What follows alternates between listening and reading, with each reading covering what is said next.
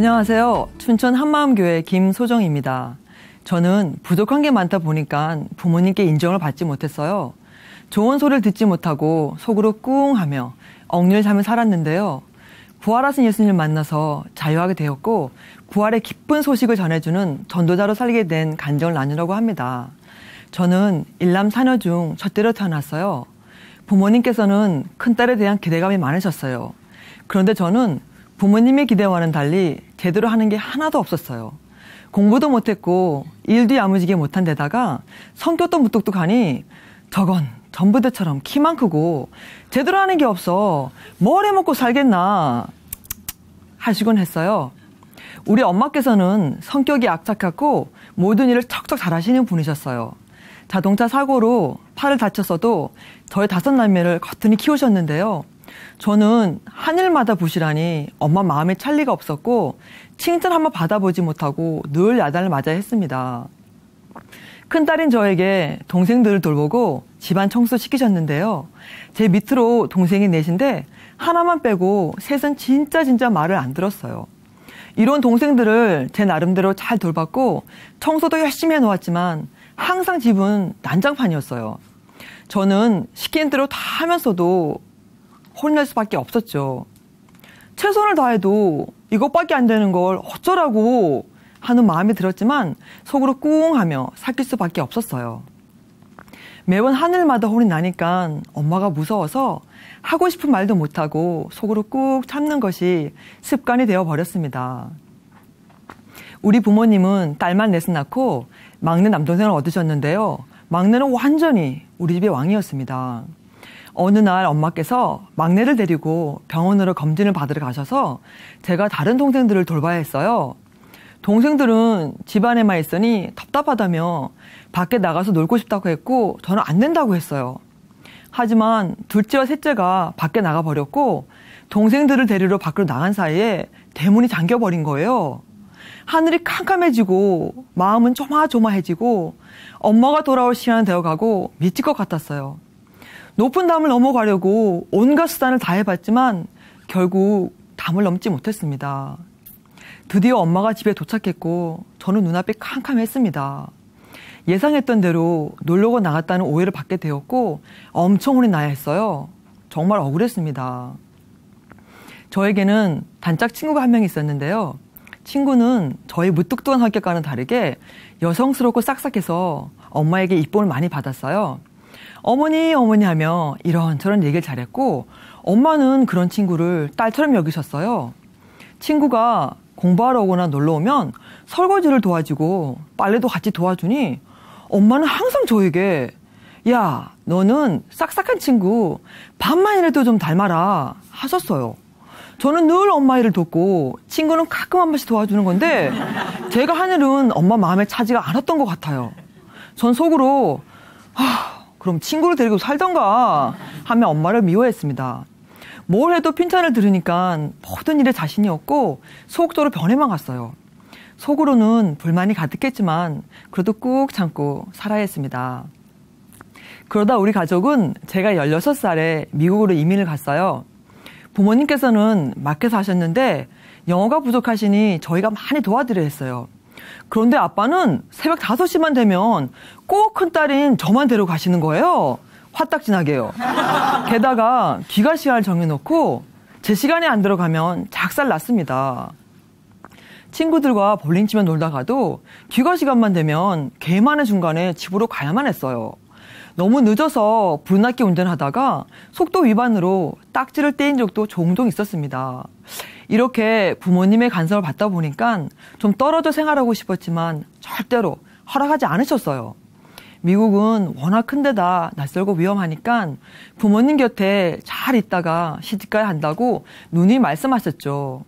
친구들과 여행 한번 가보지 못하고 제대로 놀지도 못하니 불만은 날로 커져만 갔습니다. 부모님으로부터 벗어날 길은 오직 결혼밖에 없다는 생각이 들었어요. 마침 잘생긴 한 남자에게 반해 결혼을 했고 함께 식당을 운영하게 되었는데요. 어느 날 일을 하는 도중에 남편 친구한테서 전화가 오는 거예요. 골프 치러 가자고요. 남편은 동생 한 명 와서 일 좀 하라고 해 하고는 그냥 나가버리더라고요.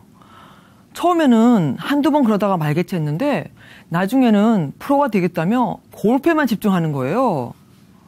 식당 일도 집안일도 모든 것을 혼자 해야 하니 환장하겠더라고요. 마음엔 불평과 원망이 가득했지만 그래도 꾹 참고 열심히 일만 했어요. 하루는 자기가 하고 싶은 대로만 하는 남편을 보며 골프채 머리 수십 개를 똑똑 부러뜨리는 상상을 하곤 했습니다. 제가 좋다고 하는 결혼이니 이런 심정을 누구한테 하소연도 할 수 없었어요. 식당을 사고 팔면서 빚마저 쌓이니 더 이상은 못 참겠더라고요. 각각의 길을 가는 것이 답이란 생각에 이혼을 하게 되었습니다.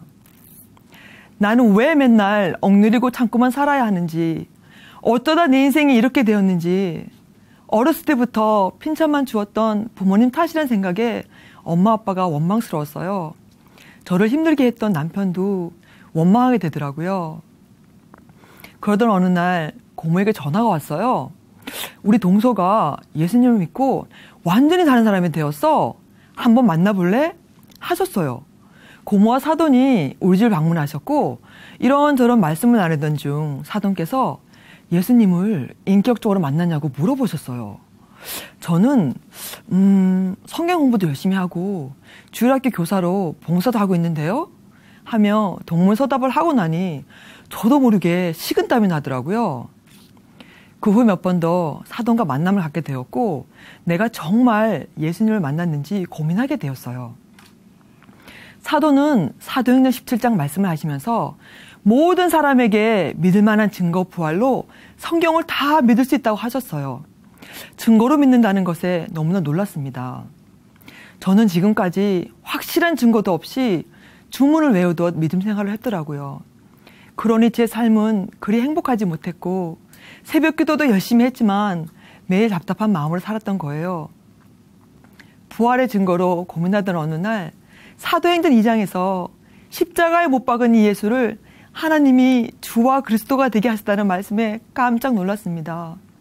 하나님께서 십자가에 죽은 예수님을 살리셨다면 예수님은 약속대로 오신 성자 하나님이시라는 게 너무나도 정확하더라고요. 예수님이 하나님이셨구나. 진짜 하나님이 사람으로 오셔서 성경대로 죽고 부활하셨구나. 부활하신 예수님이 지금 살아계신 하나님이시고 산자와 죽은 자를 심판해 오실 심판 되셨습니다. 제가 하나님 앞에 섰을 때 반드시 물어보실 질문은 딱 하나였습니다. 내가 독생자 아들을 보냈는데 그 아들을 너가 정말 믿었느냐? 하나님 아버지께서 아들을 보내셔서 모든 죄를 다 사하시고 이제는 그 아들을 믿지 않는 죄 하나만 보시더라고요. 하나님 입장에서 보니까 이것이 얼마나 악한 죄인지가 보였습니다. 아버지 어찌합니까? 정말 저는 고개를 들 수 없을 정도로 엉엉 울었습니다. 저는 부모님께 야단을 맞으면 겉으로는 꾹 참았지만 속으로는 불평과 원망이 가득했고요. 남편이나 사람들을 대할 때 온갖 악한 생각을 하면서도 행동을 하지 않으니까 죄를 짓지 않았다고 생각했어요. 그런데 제 마음에 불평, 원망, 악한 생각이 가득했던 것은 입술로만 주여 주여 하며 예수님을 주인으로 믿지 않기 때문이었어요. 이것이 하나님께서 책망하시는 그런 쪽인 죄이고 얼마나 악하고 무서운 죄인지가 보이니 회개할 수밖에 없었습니다. 하나님, 제가 죄인입니다. 제가 예수님을 믿지 않고 주인 되어서 함부로 생각하며 살았습니다. 저를 용서해 주세요. 이제는 예수님만 제 삶의 주인이 되어주세요 고백하며 예수님을 마음의 주인으로 영접했습니다. 예수님이 제 마음에 들어오시자 억눌렸던 삶과 마음이 자유해졌고 이 세상 것에 더 이상은 미련이 없어지더라고요. 지옥 갈 수밖에 없는 저를 살리시고 천국에 대한 소망을 부어주셔서 정말 행복하고 자유했습니다. 전능하신 하나님께서 저와 함께 하시니까 작은 죄도 쉽게 질 수가 없었어요. 더 이상 마음에 죄를 넣지 않으니 모든 사람들이 너무나 귀하고 사랑스러워 보였어요. 하나님 입장에서 보니까 다 예뻐 보이는 거예요.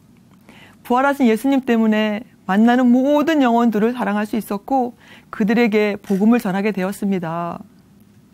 제일 먼저 부모님이 생각이 났어요. 그동안 가장 많이 원망하고 미워했으니까요. 지금까지 부모님의 힘든 입장을 단 한 번도 생각해 본 적이 없었더라고요. 낯선 외국에서 오남매를 키우며 장사까지 하시느라 얼마나 힘드셨을지. 저를 가두려고 간섭한 게 아니라 보호해주고 싶었던 거였어요. 그런데 부모님의 마음은 조금도 헤아리지 못하고 원망만 했던 것이 마음이 아팠습니다. 부모님께 그동안 해드리 못한 효도를 해드리고 싶었는데요. 복음으로 영원한 천국을 선물할 수 있게 되어서 너무 기뻤습니다. 이것이 정말 최고의 효도였습니다. 저는 부모님께 복음을 전했어요. 처음에는 들으려 하지 않으셨지만 포기하지 않고 계속 복음을 전했고 2년 만에 예수님 믿지 않는 죄를 회개하셨어요. 정말 성령의 역사였습니다. 부모님께서 제 손을 잡으시며 예수님이 주인이신지 몰랐다. 정말 고마워 하셨어요. 예수님 덕분에 부모님께 처음으로 인정을 받았습니다. 너무나 감격이 되더라고요. 이후 부모님께서는 집을 오픈하셨고 매주마다 예배를 드리며 기쁨과 감격으로 넘치셨습니다. 우리 아빠께서는 투병하시다 얼마 전에 돌아가셨는데요. 저는 365일 하루도 빠짐없이 아빠를 찾아가 예배를 드리고 목욕도 시켜드리고 섬겨드렸어요. 아빠는 돌아가시 전날에도 저와 함께 예배를 드리셨는데요. 요한복음 11장 나는 부활이요 생명이니 나를 믿는 자는 죽어도 살겠고 무릇 살아서 나를 믿는 자는 영원히 죽지 아니하리니 이것을 내가 믿느냐. 이 말씀이 그대로 임했고 아빠에게 부활의 소망이 넘치셨습니다. 너무나 큰 기쁨 가운데 지체들과 함께 장례식을 치르게 되었어요. 정말 복음이 아니고서는 상상할 수 없는 천국 잔치였습니다. 저는 동양 사람이라서 현지인을 전도할 거라고는 꿈에도 생각지 못했는데요. 매일 식당에 오는 손님들에게 시간이 날 때마다 복음을 전했어요. 식당에다가 부활책들을 갖다 놓았고 전도지와 목사님이 나온 팸플렛들로 가게를 도배를 했고요. 항상 복음 성화를 틀어놓아서 하나님께 관심 있는 사람들과 대화도 할 수 있었어요. 하루는 리처드라는 손님이 식당에 왔어요. 우울증 환자로 약을 복용하고 있었는데요. 저는 식당에 올 때마다 계속 복음을 전하고 친절하게 대해줬더니 마음을 열었고 집안 이야기도 하며 기도 제목을 내놓기도 했습니다. 어느 날은 리처드의 형인 로저가 찾아온 거예요. 로저는 리처드가 많이 힘들어했었는데 주님의 사랑으로 대해져서 고맙다고 했어요. 알고 보니 로저는 교회를 찾아서 고민 중에 있었더라고요. 저는 로저에게도 복음을 전했고 한 달을 매일 만나 함께 기도하며 말씀으로 교제를 했어요. 어느 날 성령께서 로저, 너의 주인이 누구냐 물으셨고 로저는 그대로 꼬꾸라졌습니다. 그동안 신실하게 주님을 찾고 기도하는 삶을 살았지만 여전히 자신의 주인이었다고 고백했습니다. 통회하며 예수님을 주인으로 모셨고 로저와 저는 복음의 동역자가 되었어요. 우리는 환상의 콤비였습니다. 저희 식당에 자주 오시는 손님이 있었는데요. 스티븐이라는 형제인데 이 형제 또한 우울증 환자였어요. 자신이 가진 것도 없고 배운 것도 없고 결혼도 못하고 나이만 많이 먹었다고 늘 우려했어요. 복음을 전하자 부활의 말씀을 들어본 적이 없다며 놀라워하더라고요. 복음으로 계속 교제를 하면서 스티븐은 모든 문제를 해결받았고 우울증 약도 끊게 되었고요. 지금은 아주 당당하고 담대하게 살고 있습니다. 스티븐은 성김이 대단한 형제인데요. 예배 시작 2시간 전에 와서 청소하고 커피도 내리고 쓰레기도 다 버려주고 있어요. 복음으로 하나 된 공동체에 자신의 모든 것을 드리며 기쁘게 헌신하고 있습니다. 또 한 번은 좌신한 손님이 저는 오늘 죽으면 지옥 갈 것 같아요 하며 답답해하는 거예요. 가슴이 아파서 복음을 전하라고 하는데 좌시가 너무 바빠서 만날 시간이 없었어요. 저는 좌씨를 만나려고 새벽 3시 반에 일어나 눈이 펑펑 쏟아지는 산길을 운전하고 갔습니다. 꼭 만나서 복음을 전해주고 싶었거든요. 그런데 차 바퀴가 자꾸 눈에 빠져서 움직이지 못하자 다리가 후들후들 떨렸습니다. 하지만 한 영혼을 천하보다 귀하게 여기시는 아버지 마음을 생각하면 포기할 수가 없었어요. 결국 만나서 복음을 전했고 좌씨는 회개하고 예수님을 주인으로 영접했습니다. 얼마나 흥분하고 감격해하든지 그 얼굴을 지금도 잊을 수가 없어요. 힘들게 만나서 복음을 전했던 것만큼 더욱 기쁘고 감사했습니다. 저녁만 되면 스케이트보드를 타며 저희 식당 주위를 빙빙 돌던 말썽꾸러기 아이들이 있었는데요. 사고라도 나면 식당에서 모든 책임을 져야 하는데도 불구하고 이 아이들이 너무나 귀한 영혼들로 보이더라고요. 식당으로 불러 복음을 전했고 성경 말씀을 암송해 오면 음료수와 과자를 주겠다고 했더니 엄청 좋아하더라고요. 아이들은 말씀을 잘 암송해 왔고 예수님을 영접하기도 했습니다. 식당 손님들은 저를 The Gospel Woman, 복음 아줌마라고 불러요. 이렇게 복음을 전하며 전도자로 사는 하루하루가 제게는 최고의 날이에요. 저를 부활의 증인으로 불러주신 하나님께 너무 감사합니다. 저는 어렸을 때부터 속으로 꾹 참으며 억눌린 삶을 살았었는데요. 부활하신 예수님을 주인으로 믿고 기쁘게 복음을 전하는 전도자로 살고 있습니다. 주님 오신 날까지 기쁘게 복음을 전하며 살겠습니다. 예수님은 저의 주인이십니다. 감사합니다.